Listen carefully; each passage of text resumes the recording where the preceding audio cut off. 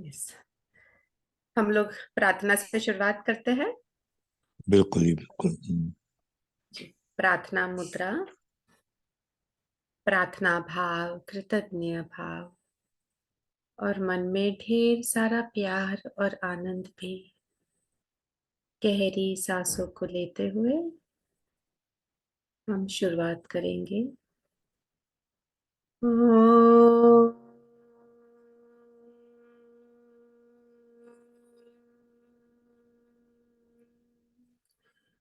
सर्वे भवन्तु सुखिनः, सर्वे सन्तु निरामयाः, सर्वे भद्राणि पश्यन्तु, मा कश्चित् दुःखभाग् भवेत्। ओम शांति शांति शांति। मन ही मन नमन करेंगे भगवान श्री गणेश जी को, हमारे माता पिता गुरुजनों को और पितरों को, सारे डिवाइन सोल्स को और भगवान श्री कृष्ण को। भगवान श्री कृष्ण ने हमें ये भगवत गीता की जो सबसे बड़ी गिफ्ट दी है, इसी के ग्रहण करने का हम प्रयास कर रहे हैं। भगवान श्री कृष्ण के कमल चरणों में नमन करते हुए प्रार्थना करेंगे, निवेदन करेंगे, आत्म निवेदन करेंगे।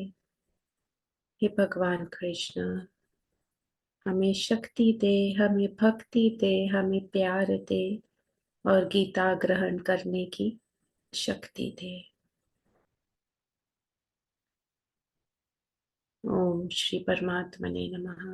ओम शांति शांति शांति। अंगूठा आज्ञा चक्र पे लगा के हथेलियों को आंखों पे रख ले और आंखें खोल ले।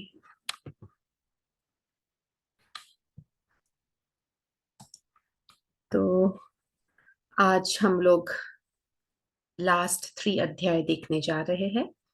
तो इसका हम गेस्ट पढ़ेंगे। तो हम शुरू करते हैं।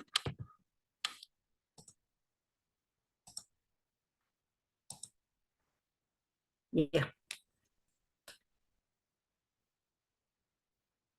अध्याय 16, देवासुर संपत्त विभाग योग, यानी दैवीय और आसुरी प्रकृति में भेद द्वारा योग का ज्ञान हमें इस अध्याय से मिलेगा।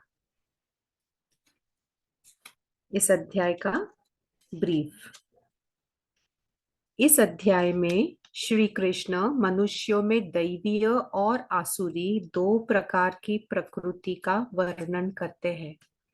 दैवीय गुण धार्मिक ग्रंथों के उपदेशों के अनुसरण सत्व गुण को पोषित करने और आध्यात्मिक अभ्यास द्वारा मन को शुद्ध करने से विकसित होते हैं। ये दैवीय संपत्ति में वृद्धि की ओर अग्रसर करते हैं और अंततः भगवत प्राप्ति के लक्ष्य तक पहुंचाते हैं। इसके विपरीत संसार में आसुरी प्रवृत्ति भी पाई जाती है, जो मोह अर्थात आसक्ति और अज्ञानता के गुणों की संगति से तथा भौतिक विचारों को अंगीकार करने से विकसित होती है। यह किसी के व्यक्तित्व में प्रतिकूल लक्षणों का पोषण करती है और अंततः आत्मा को नारकीय अस्तित्वों में धकेलती है। थोड़ा हम यहाँ पे चिंतन करेंगे और जो सेकंड लास्ट लाइन है, ये दोबारा पढ़ के हमारे जीवन में इसका कितना अंश है ये स्वयं एनालाइज करेंगे। जो वी विल जस्ट कॉन्टम्पलेट, आत्मचिंतन करेंगे। ये दोबारा पढ़ते हैं हम लोग। इसके विपरीत संसार में आसुरी प्रवृत्ति भी पाई जाती है, जो मोह अर्थात आसक्ति और अज्ञानता के गुणों की संगति से तथा भौतिक विचारों को अंगीकार करने से विकसित होती है। तो हमारे में इसका कितना अंश है? क्योंकि आसुरी शक्ति, नकारात्मक जो हमारे बिहेवियर पैटर्न है, निगेटिव शक्ति, ये कहाँ पाई जाती है? वहीं पाई जाती है जिसमें मोह है। और मोह यानी क्या? यानी आसक्ति, दैट इज कंपल्सिवनेस, एंड अज्ञानता, that is not having the right knowledge. इनके कॉम्बिनेशन से, इनके संगति से और भौतिक विचारों को अंगीकार करने से विकसित होती है। ये मटेरियलिस्टिक वर्ल्ड के बारे में सोचने से ये आसुरी शक्ति बनती है। और हमने पहले देखा हुआ है कि हमारा क्रोध भी जो है, अ, दूसरे अध्याय में 62-63 नंबर का श्लोक हमने देखा था। ध्यायतो विषयान् पुंसां संगस्तेषु उपजायते, संगात् संजायते कामः, कामात् क्रोधो भी जायते। तो यहाँ पे कामः यानी लस्ट, काम का मतलब लस्ट है, that means intense desire to achieve something, यानी मोह रखना किसी एक चीज पाने के लिए, और वो जब नहीं मिलेगी तो क्या होगा? क्रोध उत्पन्न होगा। और फिर हमने देखा ही था, क्रोधात् भवति सम्मोहः, क्रोध के कारण सम्मोह होगा। सम्मोहात् स्मृति विभ्रमः, उसके कारण स्मृति विभ्रम होगी। फिर स्मृति भ्रंशात् बुद्धि नाशो, उसके कारण बुद्धि का नाश होगा। और बुद्धि नाशात् प्रणश्यति, उसके कारण प्रणश्यति, प्राण जाने में ही जमा होंगे, ऐसा होगा। तो ये सारे नकारात्मक चीजों का बेस क्या है? मोह, अटैचमेंट, आसक्ति। तो ये अगर हम हमारे जीवन से निकाल देते हैं तो हम आसुरी शक्ति के पार जा सकते हैं। नेक्स्ट,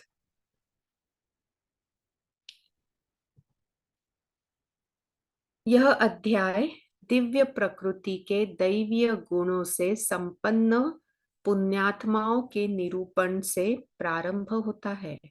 आगे इसमें आसुरी गुणों का वर्णन किया गया है, जिनका अति सतर्कता के साथ त्याग करना चाहिए, क्योंकि ये आगे आत्मा को पुनः अज्ञानता और संसार अर्थात जीवन और मृत्यु के चक्र की ओर खींचते हैं। ये भी इंपॉर्टेंट है, दोबारा रिपीट करते हैं।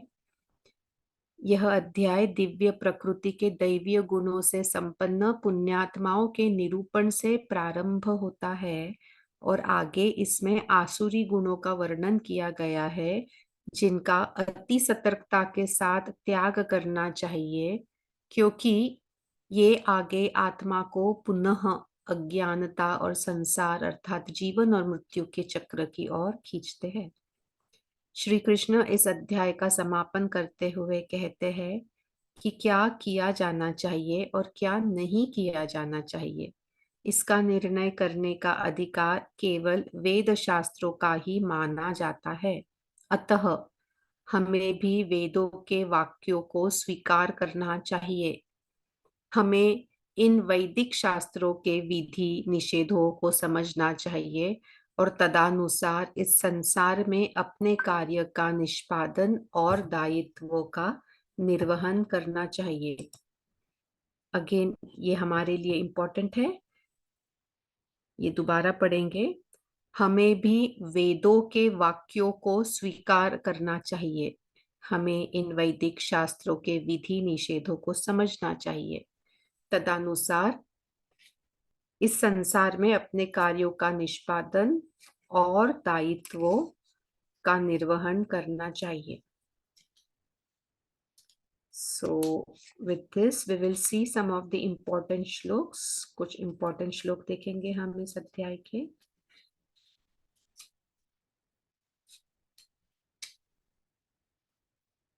चैप्टर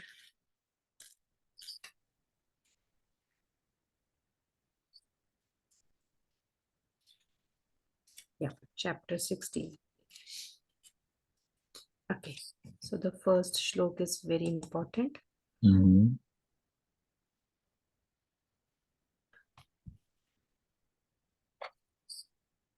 तो ये पहले 3 श्लोक साथ में बताए हैं। श्री भगवान उवाच, भगवान कह रहे हैं, परम पुरुषोत्तम भगवान ने कहा, हे भरतवंशी, निर्भयता, मन की शुद्धि आध्यात्मिक ज्ञान में दृढ़ता, दान, इंद्रियों पर नियंत्रण, यज्ञों का अनुष्ठान करना, धार्मिक पुस्तकों का अध्ययन, तपस्या और स्पष्टवादिता, अहिंसा, सत्यता, क्रोधहीनता, त्याग, शांति प्रियता, दोषारोपण से मुक्त, सभी जीवों के प्रति करुणा भाव, लोभ से मुक्ति, भद्रता, लज्जा, आस्थिरहीनता, शक्ति, क्षमाशीलता, धैर्य, पवित्रता, किसी के प्रति शत्रुता के भाव से मुक्ति और प्रतिष्ठा की इच्छा से मुक्त होना, ये सब दिव्य प्रकृति से संपन्न लोगों के दैवीय गुण हैं। सो जब हम एनर्जी बढ़ाना चाहते हैं तो इन शॉर्ट इन गुणों को आत्मसात करना है। तो ये सारे इनफैक्ट मैं ग्रुप में भी लिख दूं। हाँ, इनको जैसे बोलते हैं ना हम कि पॉजिटिव मार्किंग और नेगेटिव मार्किंग, जी, तो these are all points on negative marking. Yes, a positive marking. हाँ, बिल्कुल। और जो हम अच्छा करते हैं वो पॉजिटिव मार्किंग है, और जो हम नहीं करते, ये जैसे जैसे बोलते हैं गुस्सा वगैरह जो भी है, वो सब हाँ, नेगेटिव मार्किंग है। यस, तो अगर हमें टोटल पॉजिटिव करने हैं तो हमें अच्छे काम ज्यादा करने पड़ेंगे और इनको काटना पड़ेगा, सो दैट नेगेटिव और पॉजिटिव मिलके जीरो ना हो जाए, वो पॉजिटिव ही है। Right, right. तो यहाँ पे भगवान बोल रहे हैं, जैसे यहाँ पे आसुरी शक्ति कौन से है और दैवी शक्तियां कौन से है, या दैवी हम्म, गुण कौन से है, आसुरी गुण बिल्कुल। कौन से है, ये बताया हम्म, है। तो ये हम्म, जो पहले 3 श्लोक है, ये मैं ग्रुप में भी श्लोक नंबर डाल दूंगी, इंपॉर्टेंट श्लोक। क्योंकि ठीक है। सारे श्लोक अगर नहीं पढ़ पाते हैं, वैसे तो 700 श्लोक है, तो अगर ज्यादा लगते हैं तो जो हमने इम्पोर्टेंट इम्पोर्टेंट हम देख रहे हैं, ये हम्म, मैंने सारे पढ़ के जो मार्क किए हैं, जिसमें से पूरा उसका गिस्ट अर्थ पता चलता है, ये मैं ग्रुप में डाल ठीक, दूंगी, तो आप रिवाइज कर सकते हैं। बिल्कुल ठीक है। और थैंक ये यू। जो 3 गुण है, इसके अंदर सारे दैवी गुण भगवान ने बताए हैं। कौन से दैवी हम्म, गुण हमारे में होने चाहिए? एक एक क्विक रिव्यू। हम्म, निर्भयता, यानी नो हम्म, भय, नो फियर। मन की हम्म, शुद्धि, बिल्कुल। आध्यात्मिक ज्ञान में दृढ़ता, हम्म, दान, इंद्रियों पर नियंत्रण, बिल्कुल। यज्ञों का अनुष्ठान करना, हम्म, धार्मिक पुस्तकों का अध्ययन, बिल्कुल। तपस्या और स्पष्टवादिता, हम्म, अहिंसा, सत्यता, हम्म, हम्म, क्रोधहीनता, त्याग, हम्म, हम्म, शांति प्रियता, हम्म, दोषारोपण से मुक्त, राइट। सभी जीवों के प्रति करुणा भाव, हम्म, लोभ से मुक्ति, राइट। भद्रता, हम्म, लज्जा, हम्म, अस्थिरहीनता, शक्ति, हम्म, क्षमाशीलता, धैर्य, पवित्रता, किसी हम्म, से किसी के प्रति शत्रुता के भाव से मुक्ति हम्म, और प्रतिष्ठा की इच्छा से भी मुक्त होना। ये सारे, हम्म, ये सब दिव्य प्रकृति के संपन्न लोगों के दैवीय गुण भगवान ने बताए हुए हैं। बिल्कुल। इसमें से बहुत सारे गुण हम पहले भी जो दूसरे अध्याय में भी हम देख ही रहे थे। हम्म, अभी यही हम आगे देखेंगे। Hmm, opposite of this, the demonic right. Nature, या आसुरी शक्तियां। Negative side. यस। तो कौन से गुण हैं? भगवान कहते हैं, हे पार्थ, पाखंड, हम्म, दंभ, हम्म, अभिमान, क्रोध, दम्भ क्या होता है? निष्ठुरता। नहीं, दम्भ क्या होता है जी, ये बता दीजिए। दंभ पाखंड तो हम ठीक है। इंग्लिश में भी दोबारा भी देख लेंगे, लेट्स ओके। कंप्लीट। ओके। निष्ठुरता और हम्म, अज्ञानता आसुरी प्रकृति वाले लोग के गुण हैं। हम्म, अ, पाखंड दम यानी pride and arrogance. Right. So pride, arrogance, the conceit nature, anger, the harshness in the speech basically, and हम्म, अज्ञानता is ignorance. हम्म, तो ये सारे आसुरी प्रकृति वाले हैं। हम्म, नेक्स्ट, तो डिवाइन नेचर में क्या करना चाहिए हमने, अभी भगवान बताएंगे यहाँ पे। हम्म दैवीय गुण, दैवीय गुण मुक्ति की ओर ले जाते हैं, जबकि आसुरी गुण निरंतर बंधन की नियति का कारण होते हैं। हे हम्म अर्जुन, शोक मत करो, क्योंकि तुम दैवीय गुण के साथ जन्मे हो। तो यहाँ पे हम थोड़ा और समझते हैं। देखिए, आ दैवीय गुण के साथ जन्मे हुए हैं यानी क्या। सो अभी हम लोग जो है भूलोका पे है। भूलोका के ऊपर, यानी भू से ऊपर 7 लोका है, और नीचे और हम्म 7 लोक है, जो पाताल लोक तक जाता है और ये स्वर्ग लोक तक जाता है। तो जो भी हम आत्माएं भूलोक पे आते हैं, तो भूलोक पे आसुरी शक्ति और दैवी शक्ति दोनों शक्तियां, यानी दोनों आत्माएं आ सकती है। सिर्फ भूलोक पर ही आ सकती है। भूलोक के नीचे सिर्फ आसुरी शक्ति यानी आसुरी आत्माएं जाएगी, और भूलोक से ऊपर सिर्फ दैवी आत्माएं जाएगी। कभी कभी ऐसे होता है कि कुछ जो दैवी आत्माएं होती है ऊपर जाते हैं, पर पूरे ऊपर यहाँ पे भी रह के अगर कुछ गलतियां करते हैं ना, या कुछ मिसयूज करते हैं उनके पावर्स का, उनके सिद्धियों का, तो उसके बाद में वो दोबारा भूलोक पर आते हैं तपस्या करने के लिए, अपने जो मिसयूज उन्होंने किया हुआ है शक्तियों का, उसका निवारण करने के लिए। तो यहाँ पे भगवान अर्जुन को कहते हैं क्या, कि तुम ऑलरेडी दैवी आत्मा हो, तो he is come for a purpose. Am I reaching you? So I'm getting it because I can correlate with the things. Yeah. Amazing. So Arjun already किसी पर्पस के लिए आए हुए हैं, और वो दैवी आत्मा है। तो दैवी आत्मा अगर है ना, तो दैवी गुणों को लेकर चलना बहुत आसान हो जाता है।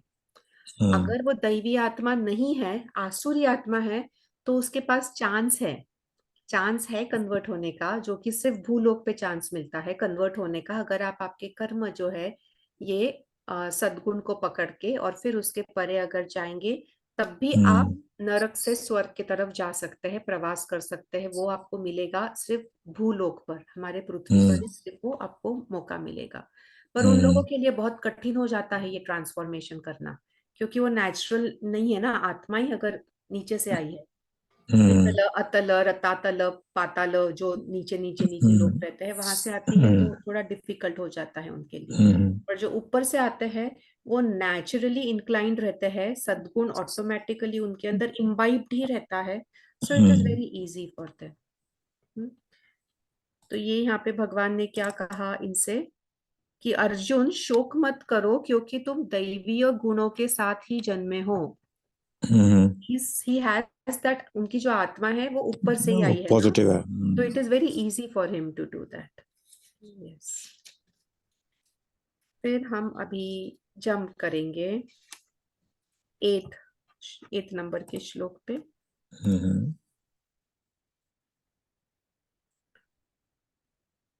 तो ये हमारे पूरे वर्ल्ड को एक इल्यूजन के हिसाब से भगवान बताते हैं, जिसका कोई बेस नहीं है। 8वें श्लोक में इट्स प्रेस करना। Opening. Okay, just a minute, it's opening. हाँ, ये पांच तो पांच ही चल रहा है अभी। हाँ, अब हो या गया। राइट। तो यहाँ भगवान कहते हैं, संसार परम सत्य से रहित और आधारहीन है, तथा यह भगवान रहित है, जो इसका सृष्टा और नियामक है। ये दो विपरीत लिंग से उत्पन्न होता है, और कामेच्छा के अतिरिक्त इसका कोई अन्य कारण नहीं है। हम्म यानी they describe the world to be an illusion which is without a foundation, and without a god also, which is brought about by a materialistic union which is caused by our desires and the sense gratification. So ये combine करके हमें ये मिलता है। यही और next इसके अंदर बोलते हैं भगवान, अतृप्त काम वासनाओं, attach to the lust basically, अतृप्त काम वासनाओं, पाखंड से पूर्ण गर्व और अभिमान में डूबे हुए आसुरी प्रवृत्ति वाले मनुष्य अपने झूठे सिद्धांतों से चिपके रहते हैं। इस प्रकार से वे भ्रमित होकर अशुभ संकल्प के साथ काम करते हैं। देखिए, संकल्प भी लेते हैं तो वो भी अशुभ लेते हैं। So attach to the lust and who is absorbed in the pride, पाखंड से पूर्ण गर्व, प्राखंड is absorbed in the pride and false prestige. Why? Due to lack of the discrimination, उन्हें सही ज्ञान ही नहीं है। द ungodly, the people who are not coming from the upper loks, यानी दैवी लोक, they adopt the impure way, अशुभ संकल्प, उसके साथ में वो जीवन जीते हैं और काम करते हैं। उसी के आगे ये श्लोक है।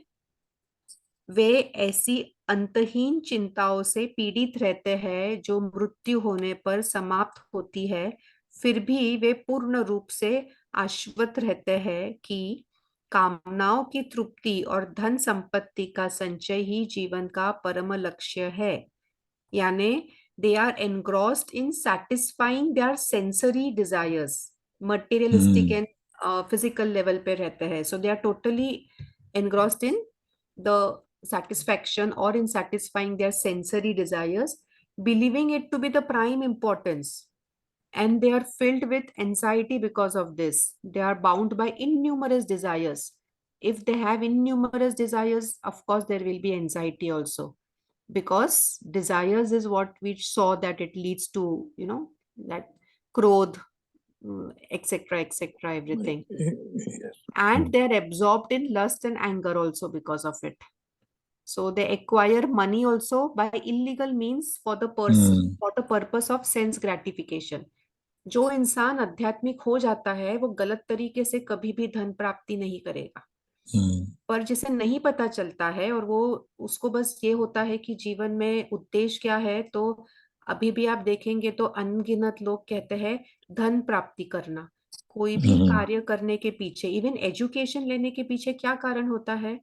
इवन पेरेंट्स जो एजुकेशन चूज करते हैं बच्चों के लिए कि ये लाइन में तो पैसा ज्यादा है, इसमें पैसा ज्यादा मिलेगा, यहाँ पे जिसको बोलते हैं अर्निंग मशीन्स।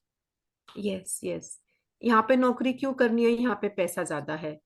इधर क्यों करना है, इधर क्यों जाना है, शहर में क्यों रहना है, पैसा कमा सकते हैं। So everything comes down to पैसा।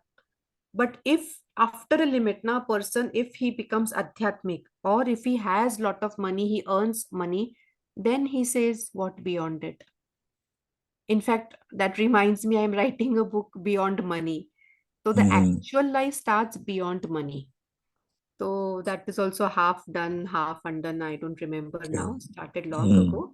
But beyond money is the real world. Only when you understand that, and that you can understand with adhyatmikta and with the experience that you have enough money. But even in spite of having enough money, what beyond that?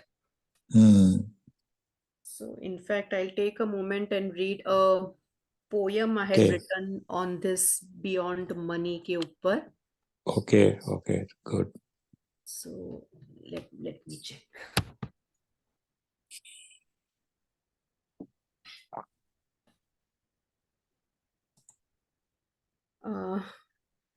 So I had written about what are the things which money can't buy.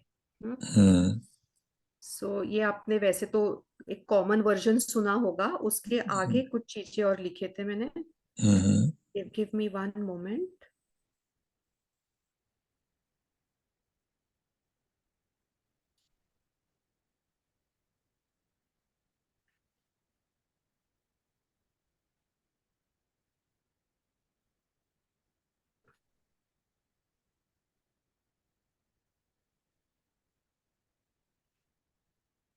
या सो ये poem पेश करती हूँ। Money can buy you a house but not a home. Money can buy you a bed but not sleep. तो ये तो किसी और से लिया था, मैंने कहीं पढ़ा था, ये मेरा नहीं है। Money can buy you clock but not time. Money can buy you food, but not an appetite. Money can buy you doctor, but not health. Money can buy you insurance, but not the safety and security. So these I had written for my book. It goes ahead. Money can buy you prostitutes, but not real love. Money can buy you followers, but not real friends. अभी अगर आपको पता होगा तो पैसे देख के लोग बोलते हैं कि आप बस मुझे फेसबुक पे फॉलो करो, यूट्यूब पे सब्सक्राइब करो, फॉलो करो, तो वो भी वो पैसे देके बढ़ाते हैं. So money can buy you followers, but not real friends. Money can buy you gadgets, but not peace of mind. Money can buy you entertainment, but not joy. Money can buy you cosmetics and makeup also, but not the beauty and simplicity. Money can buy you caretaker, but not care.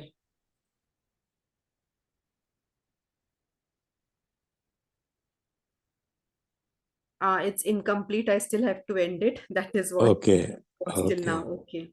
Okay. Yeah. So just a second. Yeah. Oh, the real world, and our real world starts beyond money. That is what we just saw in this shlok. Let me share the screen again. And we will go ahead.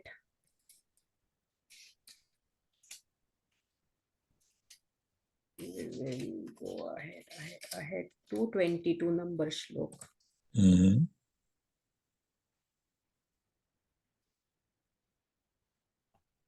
Yeah.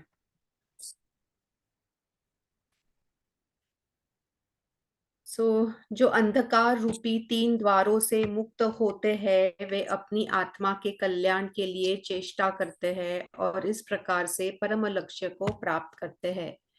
Means those who have escaped from the 3 gates of hell engage in the acts of self-realization and slowly attain their spiritual destination. So इसी के आगे लगकर, in fact, let us also go ahead and see this extension. Hello. सो वे जो इच्छाओं के आवेग के अंतर्गत कर्म करते हैं और शास्त्रों के विधि निषेधों को ठुकराते हैं वे न तो पूर्णतः प्राप्त करते हैं और न ही जीवन में परम लक्ष्य की प्राप्ति करते हैं. And the last one is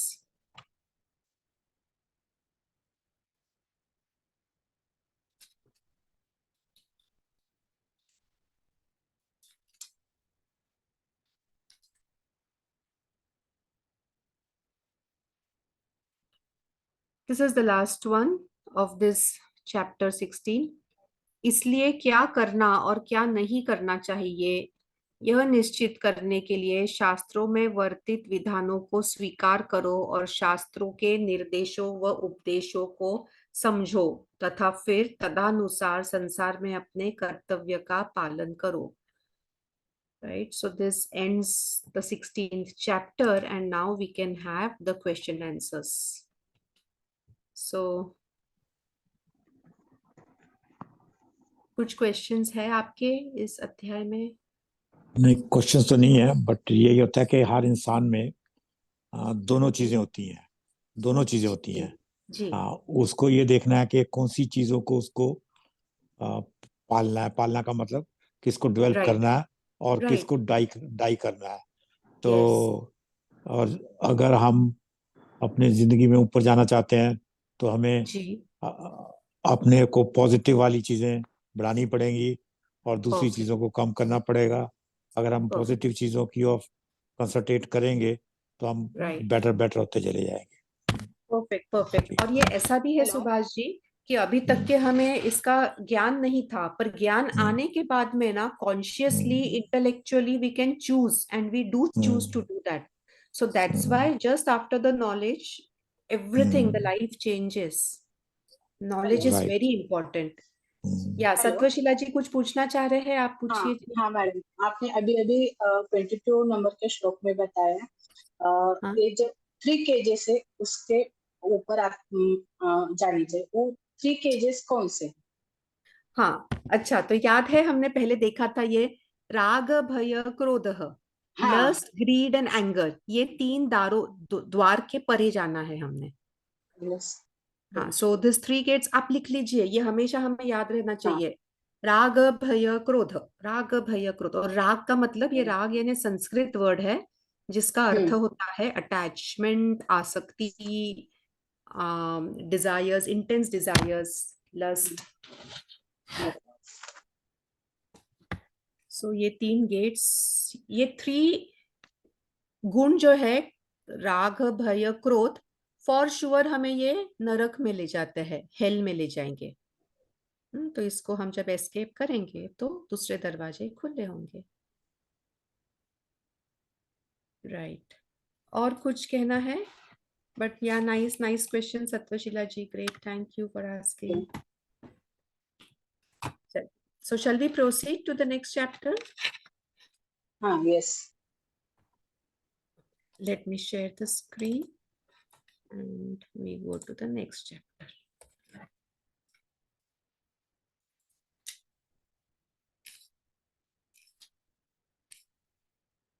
The division of the qualities. अध्याय 17, श्रद्धा त्रय विभाग योग।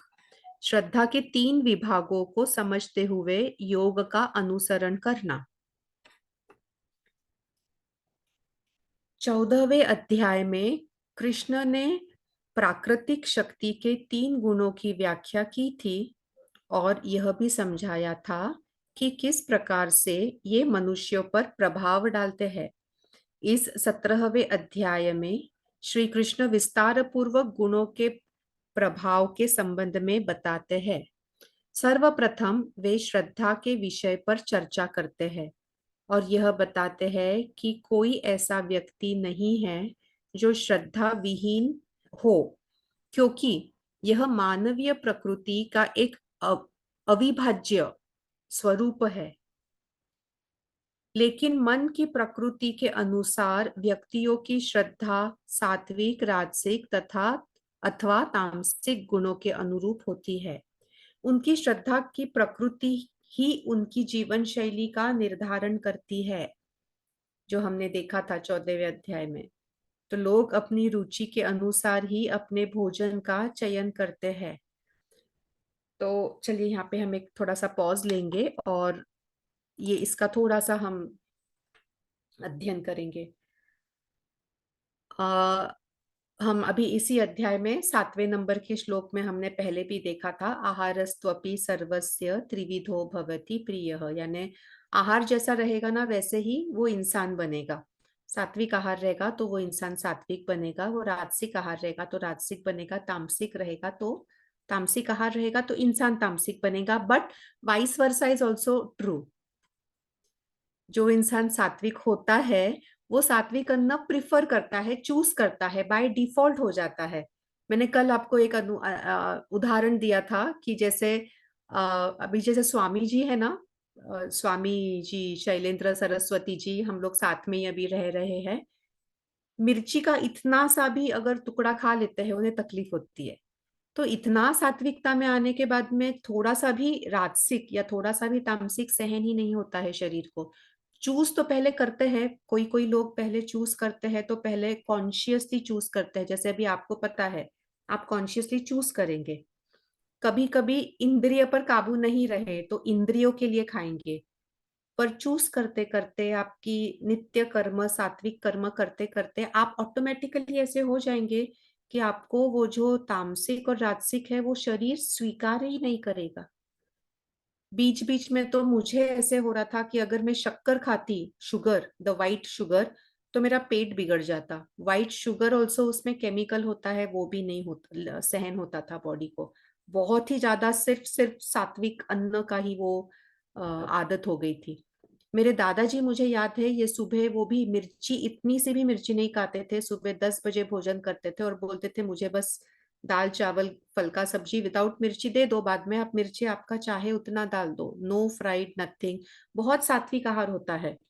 तो अभी व्हाट यू कैन डू, उसका यूज आप इस तरीके से भी कर सकते हैं। आपके आजू बाजू लोगों का आप आहार देखिए, वो आहार का गुण है वो ऑटोमेटिकली उनमें जाएगा, और वो जो आहार चूज करेंगे वो ही उनका गुण भी बताएगा।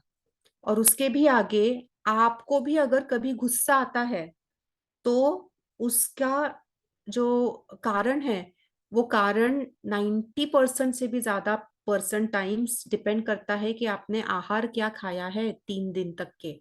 तो जो हम खाते हैं ना, उसका असर 3 दिन तक के रहता है।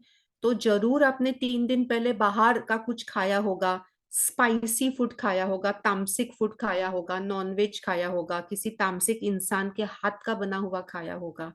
बाहर जो होटल में रेस्टोरेंट में बनाते हैं उनका हेतु क्या होता है? अगर आप मंदिर में भोजन लेंगे तो वो ग्रहण करते वक्त उसमें बहुत सात्विकता होती है, प्रसाद होता है, वो भाव बदल जाता है, सात्विक होता है। और वो आप देखेंगे भी तो उसमें ये प्याज, लहसुन, तला हुआ मिर्च, मसाला ये सब नहीं होता है, एकदम सात्विक बनाते हैं। वही बाहर इंसान का रहता है तो वो क्या रहता है? पैसा, क्यों कमाना है? पैसा। तो वही भाव उसके अंदर आ जाते हैं। और हमें, आप स्वयं एनालाइज करिए, आपको कभी क्रोध होता है तो उसके पीछे के 3 दिन का एनालाइज करिए आपने क्या खाया है, and you will find out कि वो ऐसा कुछ खाया है। I have experienced this.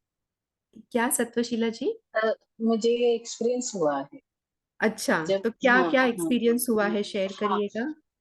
मैं पहला बहुत गुस्सा आता था, मैं ज्यादा तीखा खाती थी, लेकिन अभी अभी ये जब स्पिरिचुअल स्टडी मेडिटेशन है करती हूँ, मुझे ऑटोमेटिकली तीखा मिर्ची थोड़ी भी वो नहीं सह जाती। यस। मिर्ची मिर्ची खाओ तो नहीं, और तीखा स्पाइसी यस।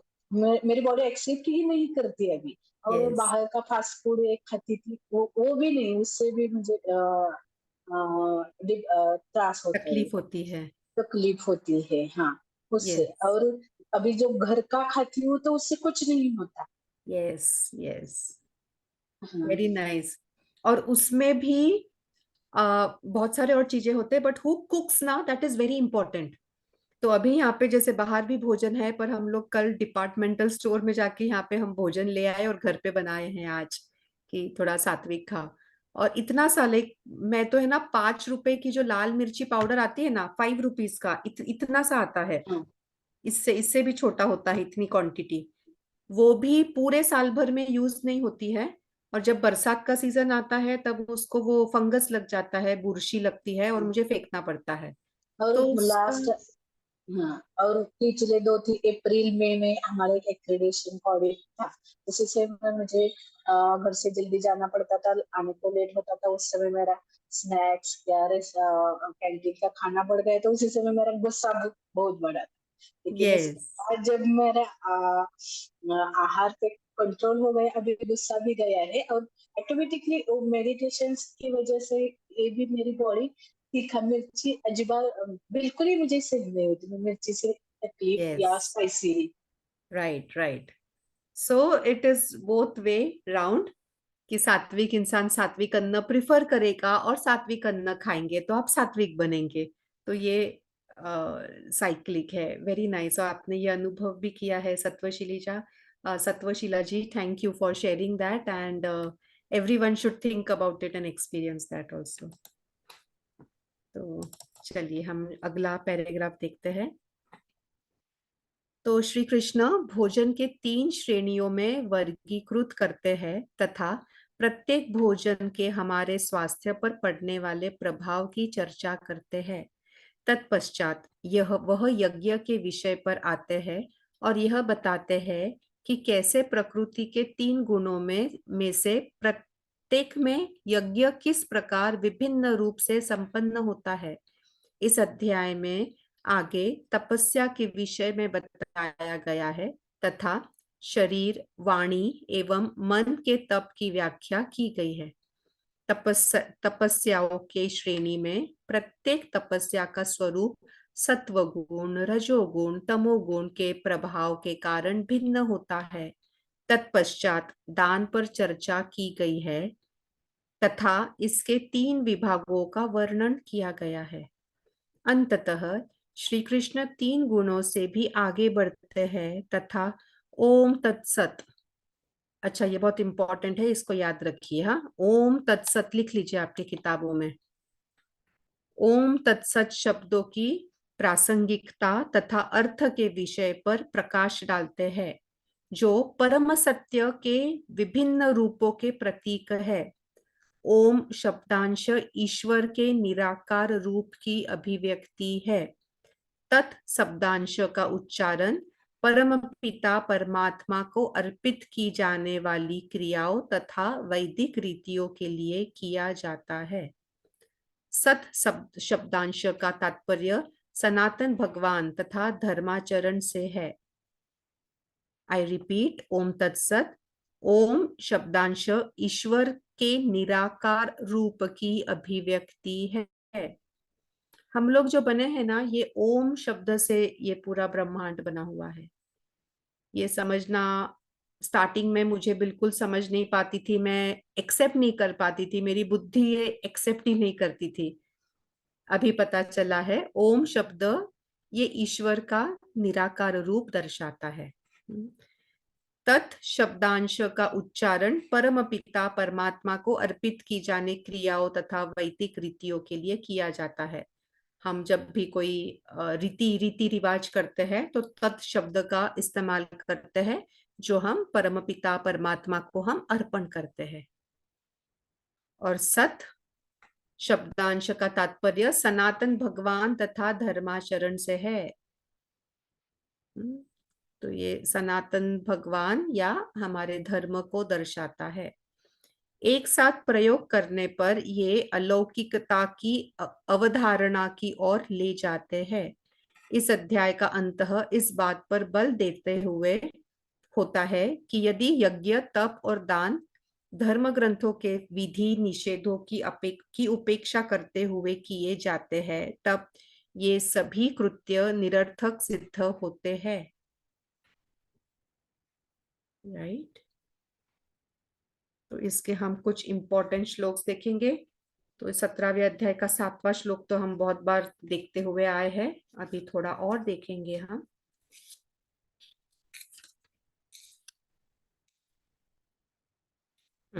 तो 7वां श्लोक पहले देखते हैं।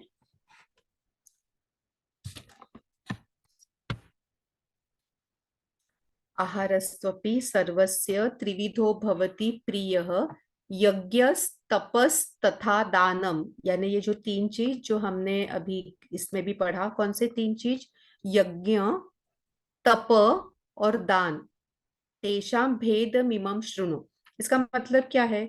लोग अपनी रुचि के अनुसार भोजन पसंद करते हैं, इसी प्रकार से उनकी ऐसी रुचि यज्ञ, तपस्या तथा दान के संबंध में भी सत्य है। अब मुझे इनके भेदों के संबंध में अब मुझसे इनके भेदों के संबंध में सुनो। तो अभी हमने जो किया ना कि सात्विक इंसान है वो सात्विक अन्न ही पसंद करेगा, और वाइस वर्सा ऑल्सो, अन्न हमें बनाती भी है। उसका ही अगला श्लोक, सत्व गुण की प्रकृति वाले लोग ऐसा भोजन पसंद करते हैं जिससे आयु, सद्गुणों, शक्ति, स्वास्थ्य, प्रसन्नता तथा संतोष में वृद्धि होती है। ऐसे खाद्य पदार्थ रसीले, सरस, पौष्टिक तथा प्राकृतिक रूप से स्वादिष्ट होते हैं। सो कौन से पदार्थ सात्विक होते हैं? जिससे आयु, सद्गुणा, शक्ति, स्वास्थ्य, प्रसन्नता और संतोष बढ़ते हैं। और हम आगे इसका और डिटेल भी देखेंगे। ऐसे पदार्थ ये रसीले होते हैं, ड्राइड नहीं होते हैं। बिस्किट, खाखरा, नॉट ऐसे रसीले पदार्थ होते हैं। सरस, ये अच्छे भी होते हैं, पौष्टिक होते हैं और प्राकृतिक होते हैं, नेचुरल होते हैं। यानी it comes directly from the farms, it is not manufactured in a factory. जो भी हम डिपार्टमेंटल स्टोर से प्लास्टिक के बैग के अंदर पैक किए हुए, सील किए हुए खरीदते हैं, दैट इज नॉट प्राकृतिक। यानी जो प्रोसेस्ड होते हैं, प्रोसेस फूड। आजकल तो वैसे सादा चावल भी ये प्लास्टिक के बैग में दे देते हैं, but I am talking about the processed food, यानी तो दैट इज नॉट प्राकृतिक। यहाँ पे हमें अत्याधिक कड़वे, अत्याधिक यानी टू मच कड़वे, खट्टे, नमकीन, गर्म, तीखे, शुष्क तथा मिर्ची युक्त दाहकारक व्यंजन रजोगुणी व्यक्तियों को प्रिय लगते हैं। ऐसे भोजन पदार्थों के सेवन से पीड़ा, दुख तथा रोग उत्पन्न होते हैं। So food that is stale, tasteless, putrid, rotten. No, this is 1 second. That is the tamogun. ये रजोगुण का है. 1 sec. The foods that are extremely bitter यानी कड़वा, खट्टे यानी sour, नमकीन salty, very spicy hot, pungent dry and burning are consumed by those who are in the mode of passion, and such food will cause grief, distress and disease. The next, अभी ये तमोगुण का, अधिक पके हुए, बासी, सड़े हुए, प्रदूषित तथा अशुद्ध प्रकार के भोजन तमोगुणी व्यक्तियों के प्रिय भोजन हैं। स्टेल फूड भी नहीं खाना चाहिए। 3 घंटे से ज्यादा अगर पका हुआ है या फ्रिज में रखा हुआ है, so all that is stale, वो बासी हो जाता है, वो भी नहीं खाना चाहिए।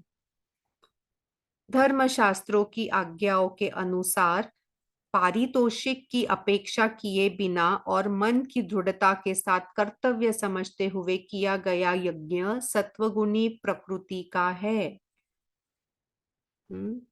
सो द सैक्रिफाइसेस बेसिकली जो हम करते हैं, यज्ञ यानी क्या है, हम भगवान को अर्पण कर रहे हैं, हम फायर के अंदर जो ऑफरिंग करते हैं, जो हम सैक्रिफाइस करते हैं। So sacrifice performed as per the scriptural or ancient scriptures basically out of a sense of duty and not for the reward. तो हम क्यों फल की अपेक्षा नहीं कर रहे, ये मिलेगा इसलिए मैं कर रही हूँ, वैसा नहीं करना है। अगर मेरी जवाबदारी है, जिम्मेदारी है, इसलिए कर रही है, अगर मैं कर रही हूं तो that is a mode of goodness, सात्विकता है वो। फिर similarly for the rajasic we will see now. हे श्रेष्ठ भरतवंशी, जो यह यज्ञ भौतिक लाभ अथवा आडंबरम पूर्ण उद्देश्यों के साथ किया जाता है, उसे रजोगुणी श्रेणी का समझा जाता है। यानी the sacrifices performed for the acquisition of material benefits और for the sake of pride, that is a mode of passion and रजोगुण। देन वी हैव तमोगुण।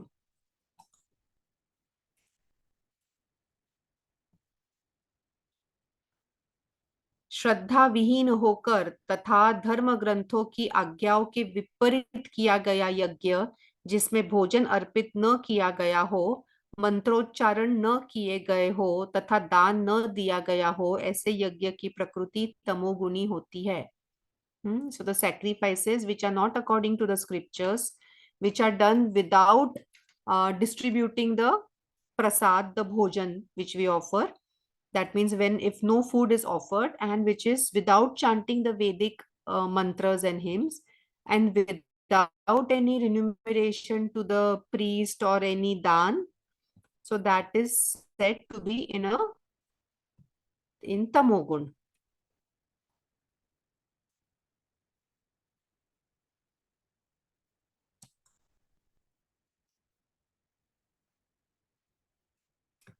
Now again we come back to the Satogun. परमपिता परमात्मा ब्राह्मणों, आध्यात्मिक गुरु, बुद्धिमान तथा श्रेष्ठ संतजनों की पूजा यदि पवित्रता, सादगी, ब्रह्मचर्य तथा अहिंसा के पालन के साथ की जाती है, तब इसे शरीर की तपस्या कहा जाता है। So the austerities of the body include purity, straightforwardness, celibacy, non-violence, and the worship of God, the Brahmans, the spiritual masters, and the Pandits, means the wise ones.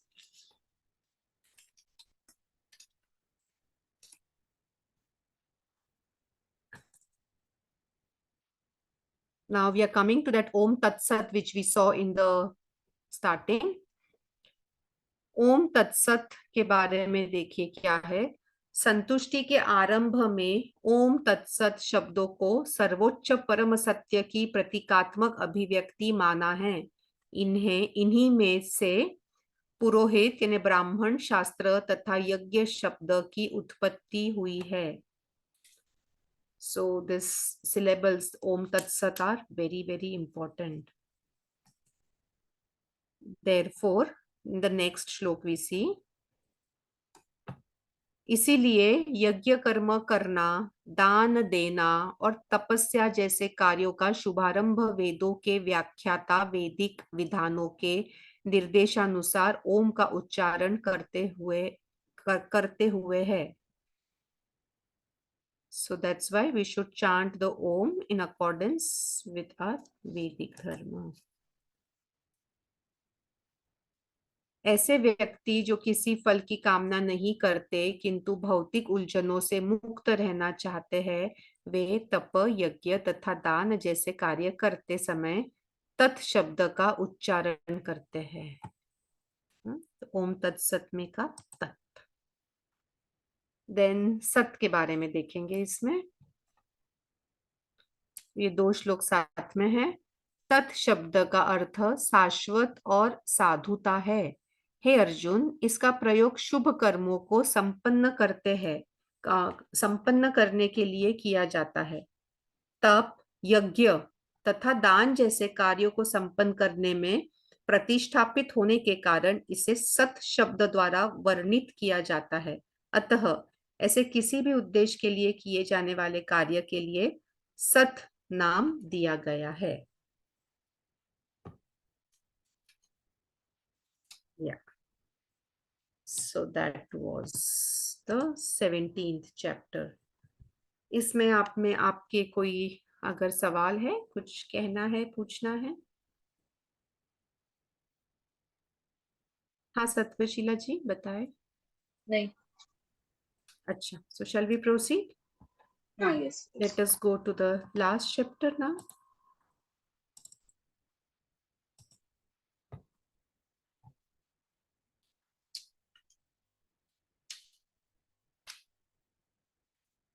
So, liberation by renunciation, one of the most important chapters again. अध्याय 18 मोक्ष संन्यास योग, संन्यास में पूर्णतः और शरणागति के माध्यम से योग। चलिए हम लास्ट चैप्टर पर आ गए हैं, अभी हम यहाँ पे बने रहेंगे। भगवत गीता का अंतिम अध्याय सबसे बड़ा है और इसमें कई विषयों को सम्मिलित किया गया है। अर्जुन संस्कृत में प्रायः प्रयुक्त होने वाले 2 शब्द संन्यास और त्याग के संबंध में प्रश्न पूछने के साथ संन्यास के विषय पर चर्चा प्रारंभ करता है। दोनों शब्द एक ही मूल धातु के हैं, जिसका अर्थ परित्याग करना है। सन्यासी वह है जो गृहस्थ जीवन में भाग नहीं लेता और समाज को त्याग कर साधना का अभ्यास करता है। त्यागी वह है जो कर्म में संलग्न रहता है लेकिन कर्म फल का भोग करने की इच्छा का त्याग करता है। यह गीता की वाणी का मुख्य अभिप्राय है। आई रिपीट दिस, इसको आप थोड़ा ग्रहण करें। दोनों शब्दों एक ही मूल धातु के हैं जिसका अर्थ परित्याग करना है। सन्यासी कौन है? सन्यासी वो है जो गृहस्थ जीवन में भाग नहीं लेता है और समाज को भी त्याग कर वो साधना का अभ्यास करता है, वो है सन्यासी। और त्यागी वह है जो कर्म में संलग्न रहता है लेकिन कर्म फल का भोग करने की इच्छा का त्याग करता है। So he is detached to the fruits of the action. तो वो त्यागी है, उसने जो फ्रूट्स है उसका त्याग कर दिया है। और सन्यासी के साधना में लगा रहता है। तो यह गीता की वाणी का मुख्य अभिप्राय। श्री कृष्ण दूसरे प्रकार के त्याग की संतुति करते हैं। वे परामर्श देते हैं कि यह यज्ञ, दान, तपस्या और कर्तव्य पालन संबंधी कार्यों का कभी त्याग नहीं करना चाहिए, क्योंकि ये ज्ञानी को भी शुद्ध करते हैं। इनका संपादन केवल कर्तव्य पालन की दृष्टि से करना चाहिए, क्योंकि इन कार्यों को कर्म फल की आसक्ति के बिना संपन्न करना आवश्यक होता है। तत्पश्चात श्री कृष्ण 3 कारकों के विस्तृत गहन विश्लेषण की ओर आते हैं, जो कर्म के 3 संगठक और कर्मफल में योगदान करने वाले 5 कारकों को प्रेरित करते हैं। वे इनमें से प्रत्येक की 3 गुण के अंतर्गत विवेचन करते हैं। वे कहते हैं कि जो अल्पज्ञानी हैं, वे स्वयं को अपने कार्यों का कारण मानते हैं, लेकिन विशुद्धि बुद्धि युक्त प्रबुद्ध आत्माएं न तो स्वयं को अपने कार्यों का कर्ता और न ही भोक्ता मानती है। अपने कर्मों में फलों से सदैव विरक्त रहने के कारण वे कार्मिक प्रतिक्रियाओं के बंधन में नहीं पड़ते हैं। आगे इस अध्याय में यह अवगत कराया गया है कि लोगों के उद्देश्यों और कर्मों में भिन्नता क्यों पाई जाती है। तत्पश्चात इसमें प्रकृति के 3 गुण के अनुसार ज्ञान, कर्म और कर्ता की श्रेणियों का वर्णन किया गया है। फिर आगे यह अध्याय बुद्धि, दृढ़ संकल्प और सुख के संबंध में समान विश्लेषण प्रस्तुत करता है। इसके बाद यह अध्याय उन लोगों का चित्रण करता है जिन्होंने आध्यात्मिक जीवन में पूर्णता की है, अवस्था प्राप्ति कर ली है और ब्रह्म की अनुभूति में लीन हो गए हैं। आगे इस अध्याय में यह कहा गया है कि ऐसे पूर्ण योगी भी भक्ति में तल्लीनता द्वारा अपनी पूर्णता का अनुभव करते हैं। इसलिए भगवान के दिव्य व्यक्तित्व के रहस्य को केवल मधुर भक्ति द्वारा जाना जा सकता है। इसके बाद श्री कृष्ण अर्जुन को स्मरण कराते हैं कि भगवान सभी जीवों के हृदय में स्थित है और उनके कर्मों के अनुसार वे उनकी गति को निर्देशित करते हैं। यदि हम उनका स्मरण करते हैं और अपने सभी कर्म उन्हें समर्पित करते हैं तथा उनका आश्रय लेकर उन्हें अपना लक्ष्य बनाते हैं, तब उनकी कृपा से हम सभी प्रकार की कठिनाइयों को पार कर लेंगे। लेकिन यदि हम अपने अभिमान से प्रेरित होकर अपनी इच्छानुसार कर्म करते हैं, तब हम सफलता प्राप्त नहीं कर पाएंगे। अंत में श्री कृष्ण यह प्रकट करते हैं कि सभी प्रकार की धार्मिकता का त्याग करना चाहिए और केवल भगवान की भक्ति के साथ साथ उनके समक्ष शरणागत होना ही अति गृह्यतम ज्ञान है। तथापि यह ज्ञान उन्हें नहीं प्रदान करना चाहिए जो आडंबरहीन और भक्त नहीं है, क्योंकि वे इसकी अनुचित व्याख्या करेंगे और इसका दुरुपयोग कर उत्तरदायिता से कर्म का त्याग करेंगे। यदि हम यह गुह्य ज्ञान पात्र जीवात्मा को प्रदान करते हैं, तब यह अति प्रेमायुक्त बन जाता है और भगवान को अति प्रसन्नता होती है। इसके बाद अर्जुन भगवान को सूचित करता है कि उसका मोह नष्ट हो गया है और वह उनकी आज्ञाओं का पालन करने के लिए तत्पर है। अंतः में संजय को नेत्रहीन राजा धृतराष्ट्र को युद्ध भूमि पर भगवान श्री कृष्ण और अर्जुन के बीच हो रहे संवादों को सुना रहा था, व्यक्त करता है कि वह इन संवादों को सुनकर इतना स्तंभित और आश्चर्यचकित है कि जैसे ही वह भगवान के पवित्र संवादों और भगवान के अति विशाल विश्वरूप का स्मरण करता है, तब उसके शरीर में रोंगटे खड़े हो जाते हैं।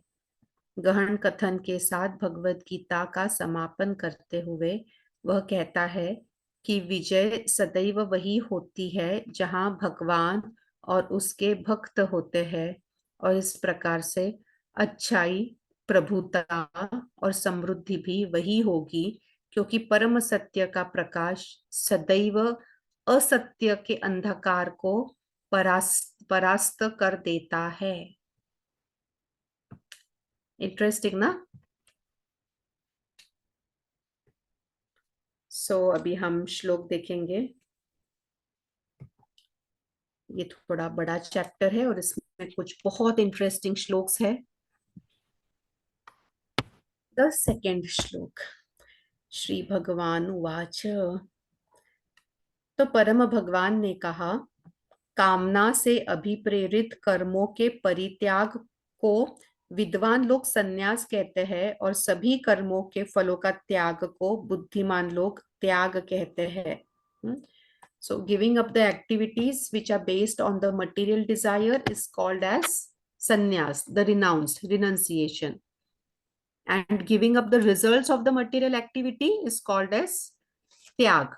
In fact, tyag is called as renunciation, and the first is called as that he is a sannyas, renounced.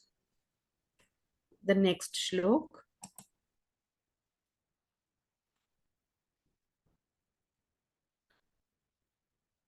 कुछ मनीषी घोषित करते हैं कि समस्त प्रकार के कर्मों को दोषपूर्ण मानते हुए उन्हें त्याग देना चाहिए, किंतु अन्य विद्वान यह आग्रह करते हैं कि यज्ञ, दान तथा तपस्या जैसे कर्मों का कभी त्याग नहीं करना चाहिए।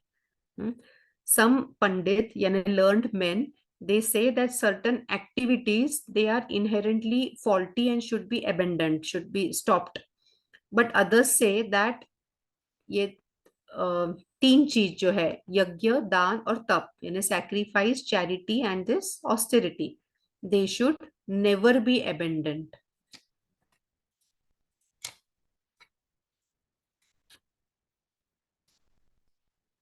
So the 11th shlok, it says, it is impossible for the embedded beings to completely give up all activities, but he who can give up the fruit of the action is truly a renouncer. है ना, हमें difficult लगता है ना कि सब activities बंद करके हम भगवान को अर्पित हो जाए, बस भगवान के पूजा में बने रहे, मीराबाई जैसे। तो भगवान उसके लिए एक सिंपल सॉल्यूशन बोलते हैं, ठीक है कर्म करो पर कर्म के फल की अपेक्षा मत करो, उसका त्याग कर दो। तो देहधारी जीवों के लिए पूर्ण रूप से कर्मों का परित्याग करना असंभव है, लेकिन जो कर्म फलों का परित्याग करते हैं वे वास्तव में त्यागी कहलाते हैं। So this is little simpler.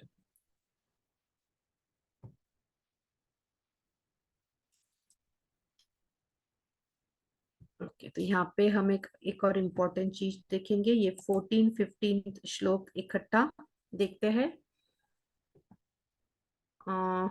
14 तो 15 को हम साथ में क्लब कर लेंगे। चलिए, तो वो 5 फैक्टर्स हमने देखे थे अध्याय में, हम स्टार्टिंग में भी देख रहे थे। तो कौन से 5 है, देखिए यहाँ पे हमें पता चलेगा। शरीर, कर्ता, विभिन्न इंद्रिया, अनेक प्रकार की चेष्टाएं और विधि का विधान अर्थात भगवान, ये 5 कर्मों के कारक है। एंड इसी को लगकर 15 देखेंगे, इंग्लिश में भी देखेंगे। 14, 15, 16 साथ में। शरीर, मन या वाणी से जो भी कार्य संपन्न किया जाता है, भले ही वह उचित हो या अनुचित, उसके ये 5 सहायक कारक है।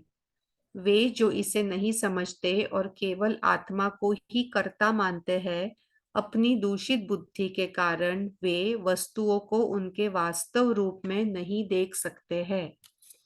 यानी the 5 factors for the actions are, one is the body, second is the performer, then indriya yani senses, then the different endeavors basically, and the supreme soul finally.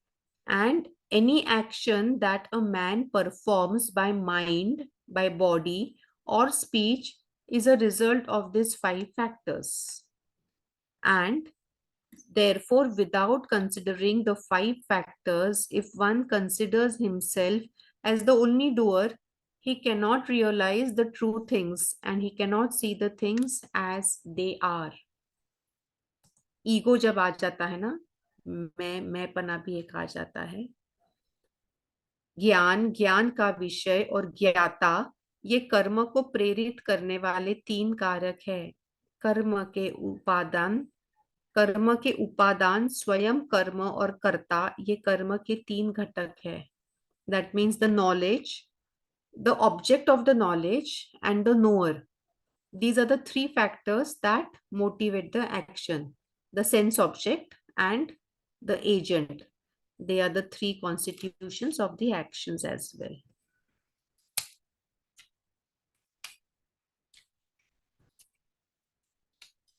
Now we will see 24th shlok number. The actions done with extreme effort with the aim of enjoying the results with no conviction is said to be in the mode of passion. जो कार्य स्वार्थ की पूर्ति से प्रेरित होकर मिथ्या अभिमान तथा तनावग्रस्त होकर किए जाते हैं, वे रजोगुणी प्रकृति के होते हैं. ये continuation of the gunas basically. और इसमें के 2-3 श्लोक है जो हमने लर्न करने हैं.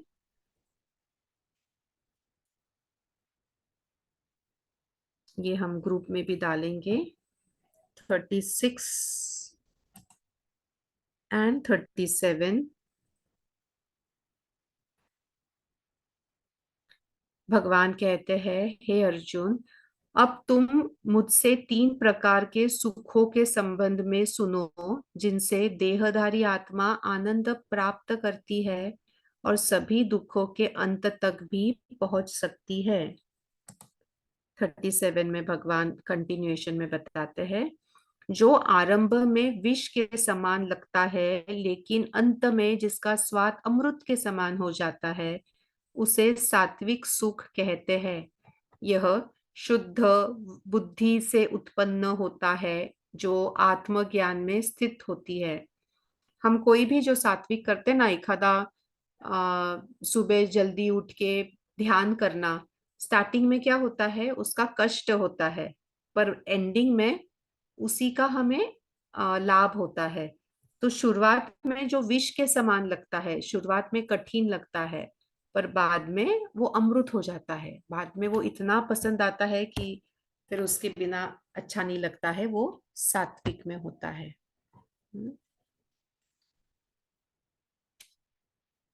This was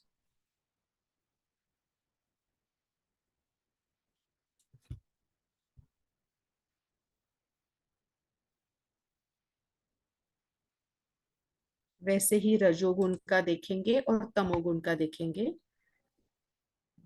उस सुख को रजोगुणी कहा जाता है जब यह इंद्रियों द्वारा उसके विषय के संपर्क से उत्पन्न होता है. ऐसा सुख आरंभ में अमृत के सदृश लगता है और अंततः विष जैसा हो जाता है. जीभ के लिए कुछ तो अच्छा लग रहा है, पेस्ट्रीज, तो इट इज रजोगुणी. एंड तमोगुणी, जो सुख आदि से अंत तक आत्मा की प्रकृति को आच्छादित करता है और जो निद्रा, आलस्य और असावधानी से उत्पन्न होता है, वह तामसिक सुख कहलाता है. यानी the happiness which is oblivious to the self-realization, it is delusional and it arises from sleep or laziness, that is tamogun.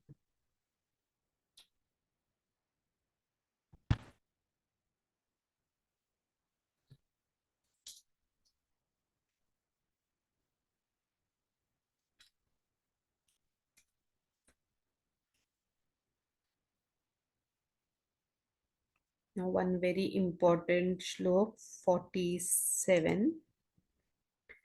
So स्वधर्म क्या है, हमने क्या करना चाहिए, ये भगवान बताते हैं. श्रेयान स्वधर्मो विगुणः, 3rd अध्याय में भी हमने देखा था कि अपना धर्म करो. अपने धर्म का पालन त्रुटिपूर्ण ढंग से करना अन्य के कार्यों को उपयुक्त ढंग से करने की अपेक्षा अधिक श्रेष्ठ है. अपने स्वाभाविक कर्तव्यों का पालन करने से मनुष्य पाप अर्जित नहीं करता. यानी जैसे क्षत्रिय अगर किसी को युद्ध में मार रहा है तो वो उसका धर्म का पालन कर रहा है, तो उससे उसको पाप अर्चित नहीं होगा कि वो जीत के लिए नहीं युद्ध कर रहा है, धर्म के लिए कर रहा है। फल की अपेक्षा नहीं है, और उसका धर्म है क्षत्रिय युद्ध करना। युद्ध भी क्यों करना? Fight for the right. तो दैट इज,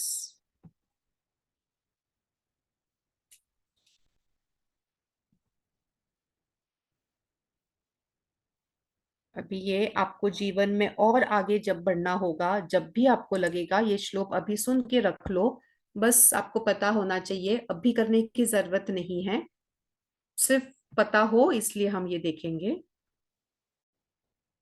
कोई भी मनुष्य ब्रह्म को पाने की पात्रता प्राप्त कर सकता है जब वह विशुद्ध बुद्धि और दृढ़ता से इंद्रियों को संयत रखता है, शब्द और अन्य इंद्रिय विषयों का परित्याग करता है, राग और द्वेष को अपने से अलग कर लेता है। ऐसी व्यक्ति जो एकांत वास करता है, अल्प भोजन करता है, शरीर मन और वाणी पर नियंत्रण रखता है, सदैव ध्यान में लीन रहता है, वैराग्य का अभ्यास करता है, अहंकार अहिंसा अभिमान कामनाओं संपत्ति के स्वामित्व और स्वार्थ से मुक्त रहता है, और जो शांति में स्थित है वह ब्रह्म के साथ एकरस होने का अधिकारी है। सो यहाँ पे देखिए एक, ये मैं हाईलाइट करती हूँ यहाँ पे, एकांत में वास करता है, अल्प भोजन करता है, शरीर मन और वाणी पर नियंत्रण रखता है, सदैव ध्यान में लीन रहता है। ये सारे चीज पता है, मेरे आजू बाजू अभी इतने स्वामी जी लोग हैं ना, ये सब मैं रोज देखती हूँ, ऐसे ही करते हैं। इस पे से ये कहानी कि अभी जो ये स्वामी शैलेंद्र सरस्वती जी जो है, ये 25 साल तक महर्षि महेश योगी जी के साथ में रहे थे। फिर महर्षि महेश योगी ने उन्हें कहा था कि अभी तुम एकांत में जाके रहो जंगल में। तो अमरकंटक के एक जंगल में जाके उन्होंने सिर्फ एक टेंट बांध लिया था। टेंट यानी जो हमारा ताड़पत्री होता है ना, प्लास्टिक का शीट, वो पेड़ पे बस लगा दिया था और एकांत में रहना शुरू कर दिया था। तो और पूरा वक्त क्या, पूरा वक्त ध्यान, बस ध्यान, that is the main thing of main action, main कर्म। एंड अल्प भोजन, थोड़ा सा भोजन, वो भी सात्विक। So these things they automatically follow. So by disciplining oneself through the intelligence, by controlling the mind with determination, by giving up the objects of sense gratification, by freeing oneself from the likes and dislikes, residing in a secluded place, eating little, controlling one's speech, body, and mind, constantly devoting oneself to the yoga of contemplation, detached. And again, we saw ego, letting go of the ego, force of arrogance, lust, anger, and possession. So, letting all this go. And peaceful, he is fit for the realization of the Brahman.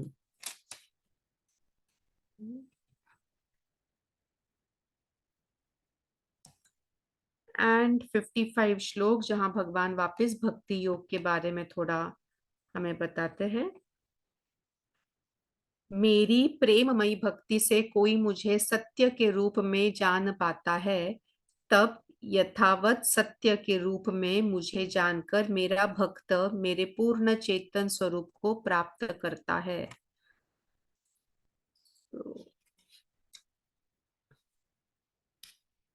And what we should do for this, तो यहाँ 57 श्लोक में भगवान कहते हैं, surrender unto me in all the activities and endeavours.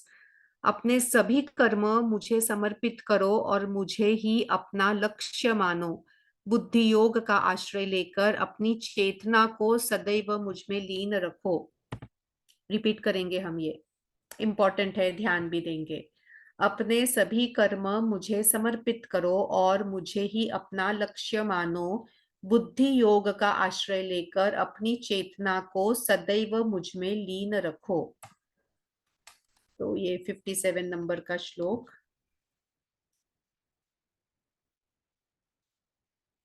And इसी के बाद में भगवान इसी के कंटिन्यूएशन में कहते हैं ऑन द सेम लाइंस कि यदि तुम सदैव मेरा स्मरण करते हो तब मेरी कृपा से तुम सभी कठिनाइयों और बाधाओं को पार कर पाओगे। यदि तुम अभिमान के कारण मेरे उपदेश को नहीं सुनोगे तब तुम्हारा विनाश हो जाएगा।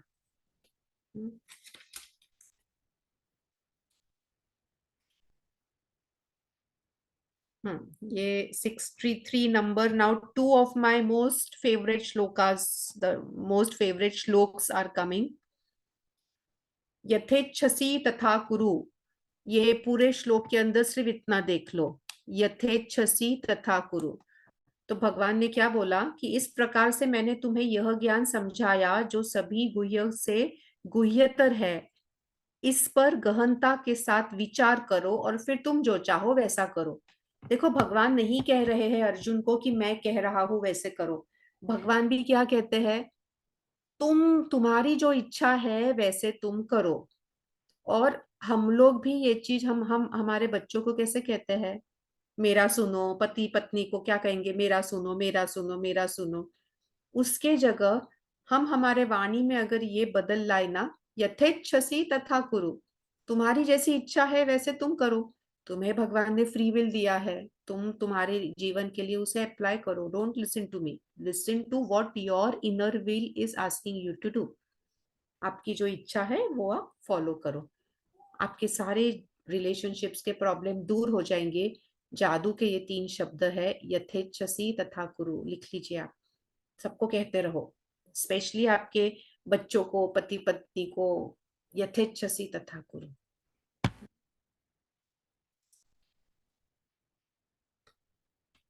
And my favorite shlok is coming here. सर्वधर्मान परित्यज्य मामेकं शरणं व्रज। ये हमने सभी ने लर्न कर लेना है। भगवान इसमें क्या कह रहे हैं, सभी प्रकार के धर्मों का परित्याग करो और केवल मेरी शरण ग्रहण करो। मैं तुम्हें समस्त पाप कर्मों की प्रतिक्रियाओं से मुक्त कर दूंगा, डरो मत।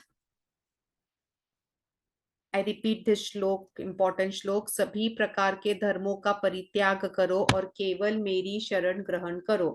मैं तुम्हें समस्त पाप कर्मों की प्रतिक्रियाओं से मुक्त कर दूंगा। पिछले जन्म के भी जो पाप है ये सारे हम ओवरकम कर सकते हैं, बाईपास कर सकते हैं, दुख दर्द को छोड़ सकते हैं, तुरंत समाप्त कर सकते हैं, हो सकते हैं। यानी कैसे, भगवान के शरण ग्रहण करो। So this 66 number shlok is important.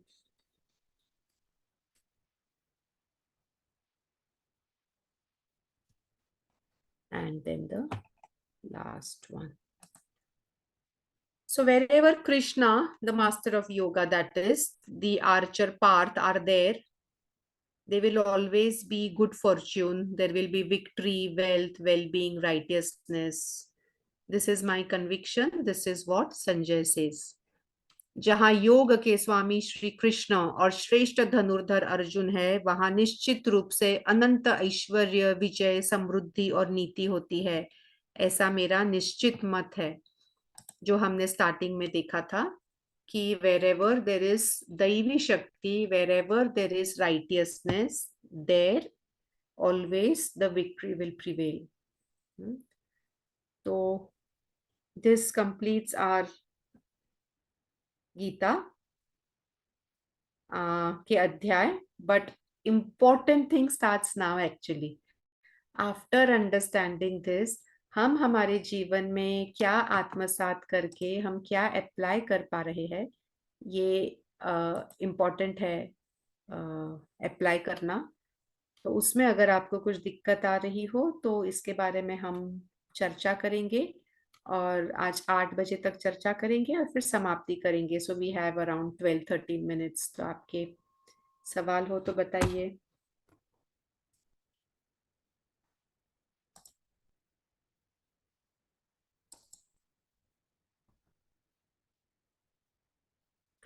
किसी के सवाल नहीं है? सवाल नहीं है इसका मतलब सब कुछ समझ गया या तो फिर कुछ नहीं समझा। तो इसमें से कौन सा है?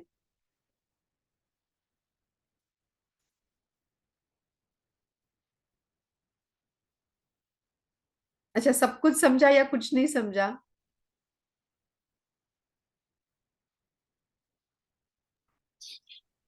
जैसे हम कह रहे हैं ना, काफी कुछ समझ गए।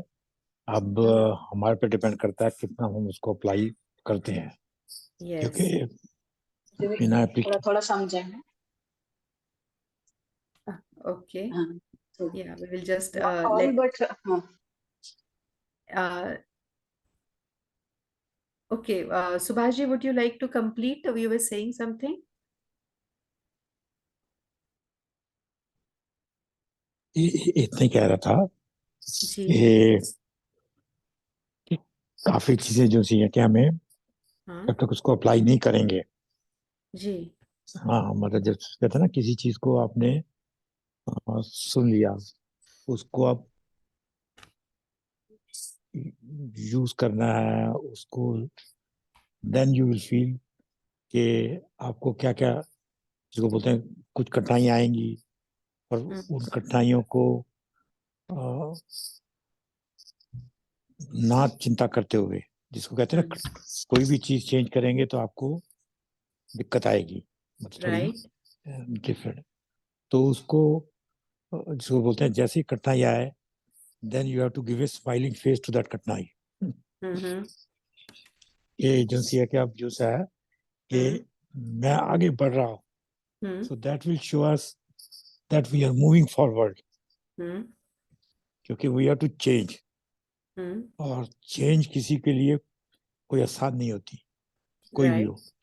सो right. But once you are focused, you are passionate, if one is passionate then the things will go ahead.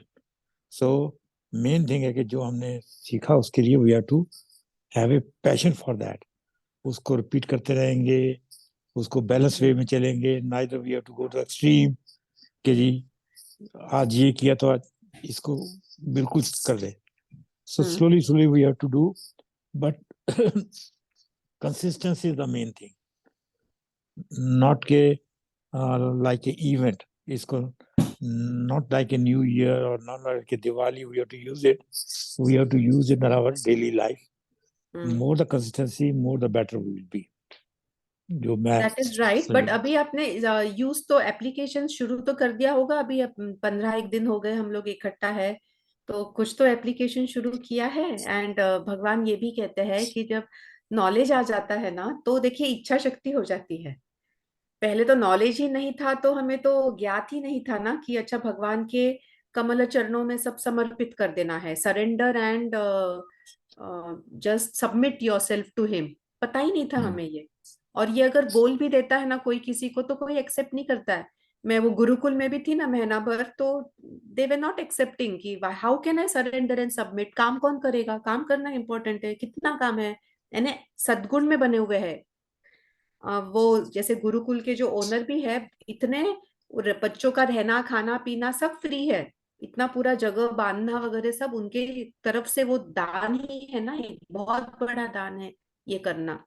पर अभी तक ये नहीं समझते हैं अगर कि भगवान को समर्पित करना है, क्योंकि हमें कार्य बहुत करना है सत्गुण में, तो वो भी एक आसक्ति होती है। समझ ही नहीं था, ज्ञान ही नहीं है अगर, तो हम कर भी नहीं पाते हैं। ज्ञान आने के बाद में एटलीस्ट थोड़ा सा एक इच्छा शक्ति की जागृति होने लगती है, एक स्टार्ट होता है कि क्या अच्छा ऐसे हो सकता है। अच्छा, अगर गीता में ही लिखा है, हमें पता है ना गीता में लिखा है, और अगर वेद में लिखे हैं, हमारे वेदों में जो भी लिखा है वो हम लोग ब्लाइंडली फॉलो कर सकते हैं। तो this is not what I am saying, it is what is written in the Veda only. तो वो तो हम ब्लाइंडली फॉलो कर सकते हैं। डिफिकल्टीज आएंगे, पर छोटे छोटे चीज जैसे सात्विक आहार हो गया, घर पे रसोई सात्विक बना के खाना हो गया, तामसिक नहीं खाना है, बासी अन्न नहीं खाना है, छोटे छोटे चीज है जो तीखा नहीं खाना, ये सब हम थोड़े थोड़े फॉलो करने तो लगे होंगे। क्रोध के लिए आसक्ति खत्म हो गई होगी, हमारी जो इंटेंस डिजायर्स है, वो सब लस्ट खत्म हो गया, इंटेंस डिजायर्स। तो ये आपके जीवन में आपने क्या क्या अप्लाई किया है?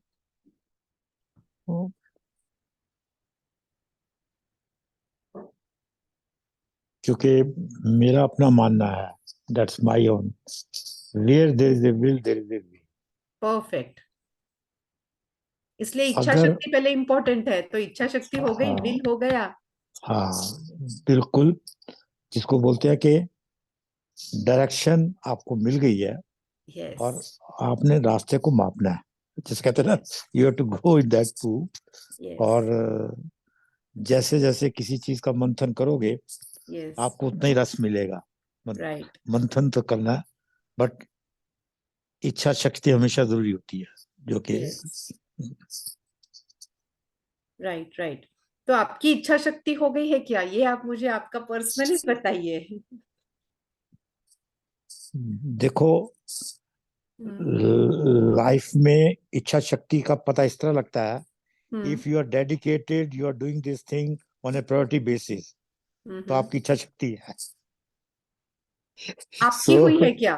वो तो वो तो क्लियर लग रहा है कि हमारी इच्छा शक्ति बड़ी है। हाँ ओके, हाँ, ग्रेट ग्रेट। जी सत्वशीला जी, आप कुछ कहना चाह रहे हैं, बताएं प्लीज। हाँ, मैंने जब से ये सेशन शुरू हुआ है, मैंने हाँ बताया जी। तब मैं भगवान को सरेंडर भाव को किया है। और अभी भी जब मुझे कुछ कंफ्यूज हो जाती हूँ तो मैं सरेंडर करती हूँ और मुझे मार्ग दिखाया होती है। और सेकेंड थिंग, आपने लास्ट वीक बताया था कि बुद्धि भेद मत करो, वो वो, वो यस मैं इम्प्लीमेंट करती हूँ। और जिसको जब उसको हर किसी को उसका टाइम देना चाहिए, क्योंकि यस हाँ। और दूसरी बात तो क्रोध को कंट्रोल में करती हूँ। और लास्ट वीक में जो आपने बताया था, जब कुछ हो जाता है, someone hurts you, to we have to think that it is that our past yes, karma. The So I past डेप्ट you have have to clean. I practice that, and to also to enhance our energy. We have said that repeat these shlokas. Yes मैं जब जब time मिलती हूँ एक एक श्लोक जो मुझे ध्यान में आता है और वो रिपीट करती हूँ मन ही मन में। वेरी ऐसे कुछ नाइस प्रैक्टिस मैंने स्टार्ट की है, likewise. Very nice very nice. अगर आप ये सब कर रहे हैं सत्वशीला जी, मुझे सुन के बेहद खुशी हुई, बेहद आनंद हुआ। Thank you so much. और मुझे गारंटी है कि आपने भी आपके जीवन में बहुत ज्यादा परिवर्तन, सकारात्मक परिवर्तन, सुख, आनंद ये पाया होगा। यस,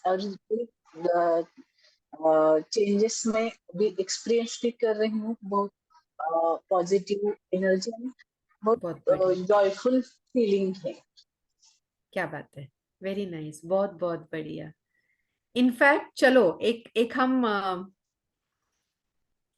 एक और आपको ना, अगर इसी से मुझे याद आता है कि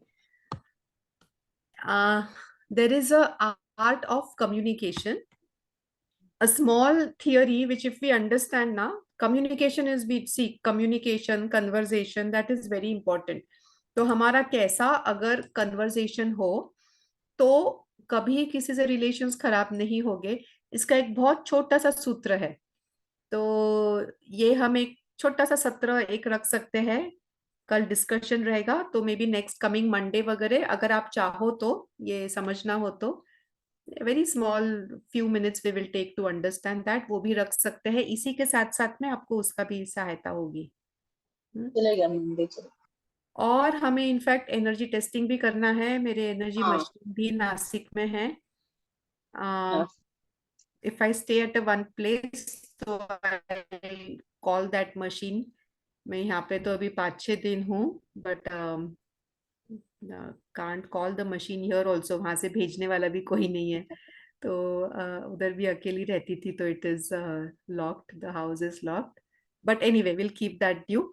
and my that book also is progressing well, जो बुक भी आपको देनी है, जिसमें अगर आपको याद है तो हाँ 3 हैक्स फ्रॉम भगवद गीता हाँ to transform your life from nothing to everything, ये एक उसके ऊपर जो काम चल रहा है, अगर आप में से कोई इसको सिर्फ असिस्ट करना चाहेगा, just read and go through it and to assist me in formatting it, उसके अभी तक थोड़े ग्रामेटिकल मिस्टेक्स एंड ऐसा कुछ I will, बाकी है। I will assist. तो I will interest. क्या बात है। I'm तो interested. सत्वशिला जी, आपका ईमेल एड्रेस मुझे शेयर कर दीजिएगा ना इसमें ग्रुप में, तो हाँ. I can then contact you through the mail. Okay. I am interested. I will help you. That will be great, great, thank you so much. Yes, तो ऐसे बहुत सारे बुक्स, और मेरे जैसे बियॉन्ड सात्विकता, बियॉन्ड मनी, ऐसे दोनों बुक्स भी मुझे मेडिटेशन में आए थे, तो वो भी चल रहे हैं। सो ऐसा है। यस, और अगर आपके कुछ सवाल है तो बताइए। मैडम, हमारा है सेशन 20 डेज का था। अभी कितने सेशन बाकी हैं? मुझे तो नहीं पता, आप देखिए। तो मुझे कब तक आपकी जो ये क्वेरीज है वो सेशन? हम ले लेंगे, उसको वो पूरा हाँ. सॉल्व करेंगे। तो हम आप दिन वगैरह तो आप वो देखेंगे, हमारे कोई एक टीम जो है फ्यूचर यूनिवर्सिटी टीम, वो देख हाँ. लेंगे। बट वो ओ, कभी कभी आई थिंक वो काम में रह जाते वो हैं, तो नहीं. नींद पे मैं क्रिएट कर देती हूँ फिर। सो हाँ. नो इश्यूज, आपके जो क्वेरीज है, आई एम नॉट नहीं, मुझे. इंटरेस्टेड, आई एम हाँ. मोर इंटरेस्टेड कि आपके जीवन में कुछ सकारात्मक परिवर्तन हो। ये. और हाँ. यस, यहाँ पे भी जो हम बहुत इतने योगी महात्मा लोग इधर भी है, 15,000 लोग साथ में यहाँ पे जुड़े हुए हैं, ध्यान करते हैं यहाँ पे। अम, ये कान्हा शांतिवन नाम है इस जगह का।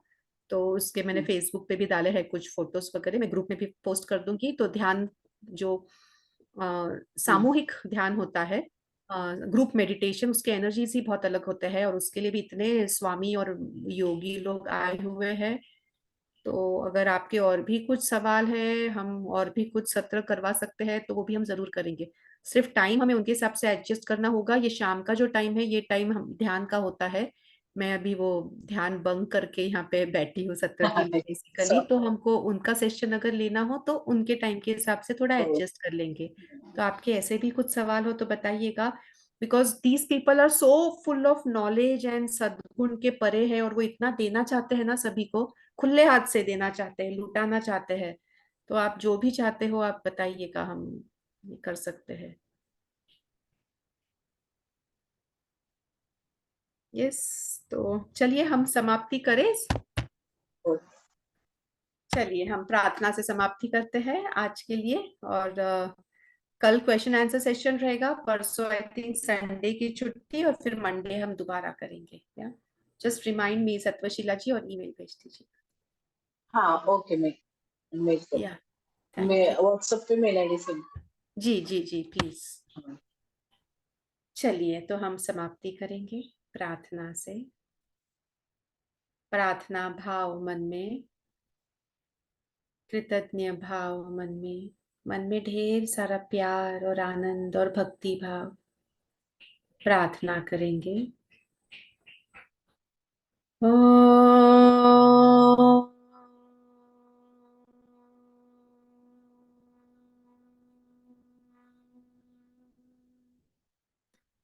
सर्वे भवन्तु सुखिनः, सर्वे सन्तु निरामयाः, सर्वे भद्राणि पश्यन्तु, मा कश्चित् दुःखभाग् भवेत्। ओम शांति शांति शांति। भगवान श्री कृष्ण के कमल चरणों में हमारे इस सत्र को समर्पित करते हुए ये सत्र समाप्त करेंगे। ओम पूर्णमदः पूर्णमिदं पूर्णात् पूर्णमुदच्यते, पूर्णस्य पूर्णमादाय पूर्णमेवावशिष्यते। ओम शांति शांति शांति। ओम श्री कृष्णार्पणमस्तु। ओम तत्सत। अंगूठा लगाएं आज्ञा चक्र पे और हथेलियों को आंखों पे रख ले। अनुभव करें एनर्जीज, वार्मथ हीट, एनर्जी का कुछ फॉर्म सारा ग्रहण कर ले और आंखें खोल ले।